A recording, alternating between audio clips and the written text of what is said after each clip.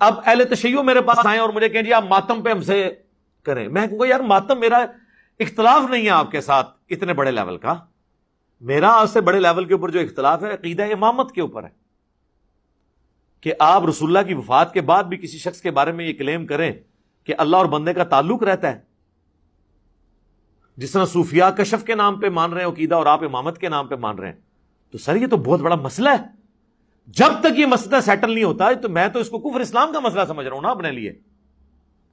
رسول اللہ کے بعد کسی کے بارے میں یہ عقیدہ رکھنا کہ اس پہ اللہ کی وحی آتی ہے، حضرت عیسیٰ علیہ السلام کو چھوڑ کے، وہ تو ایک ایکسیپشن ہے، یا اس کو اللہ تعالیٰ ڈائریکٹلی گائیڈ کرتا ہے، تو یہ بہت بڑا عقیدہ ہے۔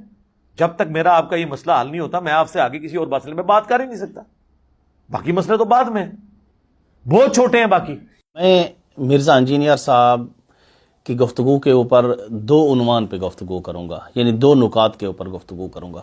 پہلا نکتہ یہ ہے کہ فرشتہ جو ہے نا وہ انبیاء کے علاوہ بھی آتا ہے، اور فرشتے کا آنا نبی کے علاوہ کسی شخص کے پاس اس کی نبوت کے اوپر دلالت نہیں کرتا۔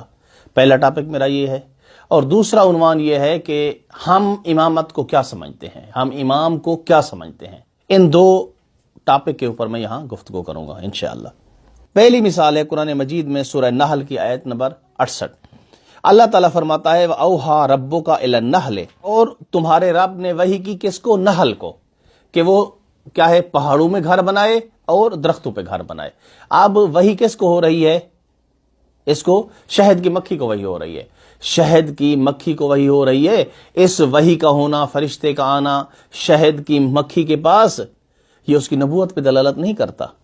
موسیٰ علیہ السلام کی ماں کو کیا ہوئی ہے؟ وحی ہوئی ہے، فَأَوْحَيْنَا إِلَىٰ أُمِّ مُوسَىٰ، اور ہم نے موسیٰ علیہ السلام کی ماں کو کیا کی؟ وحی کی۔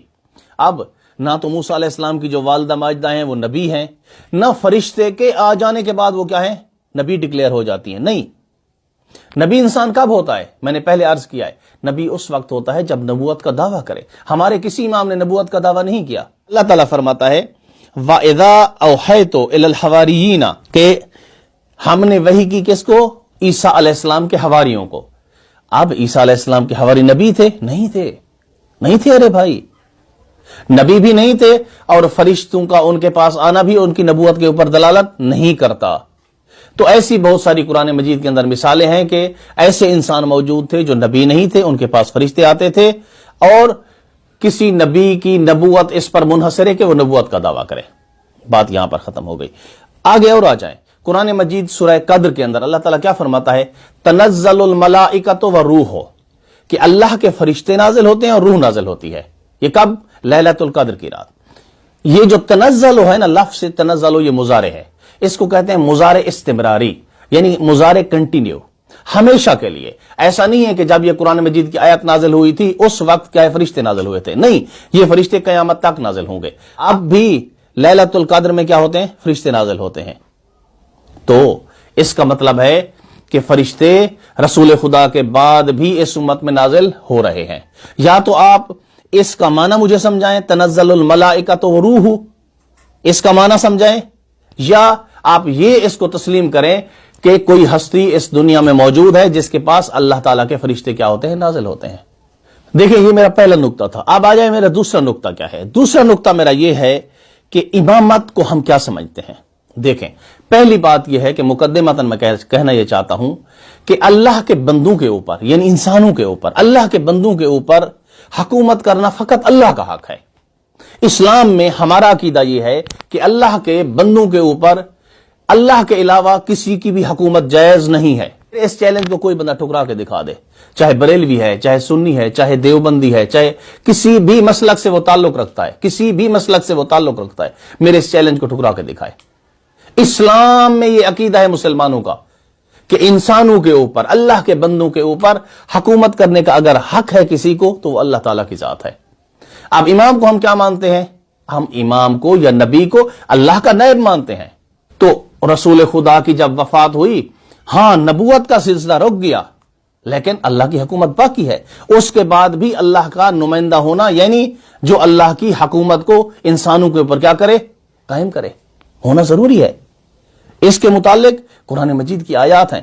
سورہ مائدہ کی آیت نمبر 55 اللہ تعالیٰ فرماتا ہے انما ولیکم اللہ ورسولہ والذین آمنوا الذین یقیمون الصلاۃ ویؤتون الزکاۃ وہم راکعون، بے شک اے مومنو تمہارا ولی اللہ ہے اور اس کا رسول ہے، اور وہ تمہارا ولی ہے جو نماز قائم کرتا ہے اور رکوع کی حالت میں زکوٰۃ دیتا ہے۔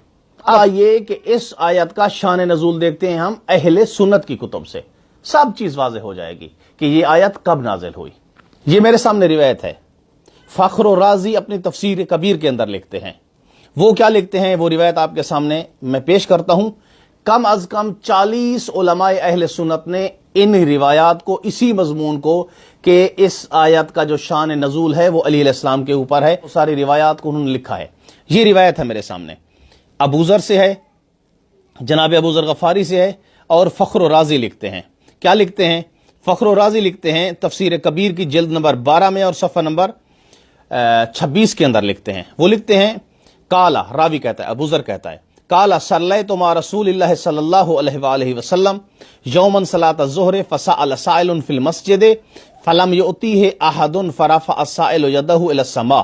راوی کہتا ہے کہ ہم رسول خدا کے ساتھ ظہر کی نماز پڑھ رہے تھے کہ اچانک مسجد نبوی کے اندر ایک سائل آتا ہے اور آ کر سوال کرتا ہے۔ جب سوال کرتا ہے تو کوئی بندہ اس کو کچھ نہیں عطا کرتا۔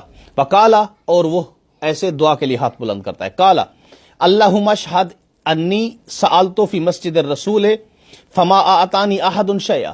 وہ اللہ تعالیٰ سے مخاطب ہو کے کہتا ہے کہ اللہ تو گواہ رہنا، میں تیرے نبی کی مسجد میں آیا تھا اور سوال کیا اور مجھے کچھ کسی نے عطا نہیں کیا۔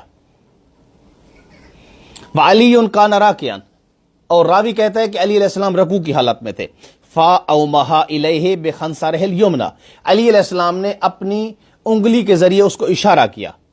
وکان فیہا خاتم فاقبل السائل حتی اخذ الخاتم، راوی کہتا ہے کہ سائل چلتا ہوا علی ابن ابی طالب کے قریب آیا اور علی علیہ السلام نے اس کو انگوٹھی دے دی اور وہاں سے چلا گیا۔ یہ سب کچھ علی علیہ السلام نے جو دیا ہے رسول خدا کی آنکھوں کے سامنے ہوا ہے۔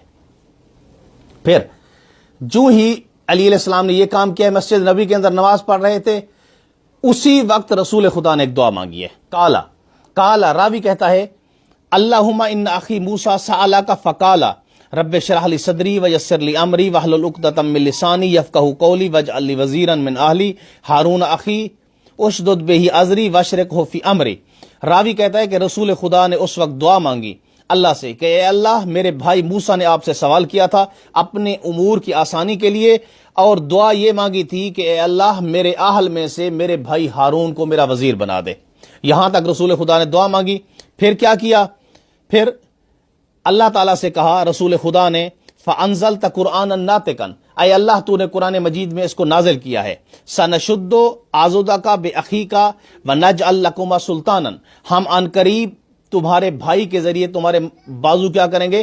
مضبوط کریں گے۔ یعنی موسیٰ علیہ السلام کی دعا اے اللہ تو نے قبول کر لی تھی۔ اب رسول خدا نے خود دعا مانگی ہے۔ کیا مانگی ہے؟ اللہم وانا محمد نبیک وصفیک فاشرح لی صدری ویسر لی امری واجعل لی وزیرا من اہلی علیا اشدد ظہری۔ راوی کہتا ہے کہ رسول خدا نے یہ دعا مانگی ہے، وہی کلمات موسیٰ علیہ السلام کے رسول خدا نے اپنی زبان مبارک پہ جاری کیے، اور آخر میں یہی کہا کہ واجعل لی وزیرا من اہلی، اور میرے اہل میں سے میرے لیے ایک وزیر قرار دے۔ علیا، کون؟ علی ابن ابی طالب۔ راوی کہتا ہے کہ رسول خدا نے جب یہ دعا مانگی کہ میرے اہل میں سے علی کو میرے لیے وزیر قرار دے، تو راوی کہتا ہے کالا ابو ذر کہتا ہے ما اتم رسول اللہ صلی اللہ علیہ وآلہ وسلم هذه الکلمہ، کہ رسول خدا کے یہ کلمات مکمل نہیں ہوئے تھے دعا کے، حتی نزل جبرائیل، یہاں تک کہ جبرائیل آ گئے۔ کیا کہا جبرائیل نے؟ فقالا یا محمد، اے محمد صلی اللہ علیہ وآلہ وسلم، اقرا انما ولیکم اللہ ورسولہ۔ قرآن کی یہ آیت آ کر جبرائیل نے پڑھ کر سنا دی۔ یعنی کیا ہوا حاصل کلام؟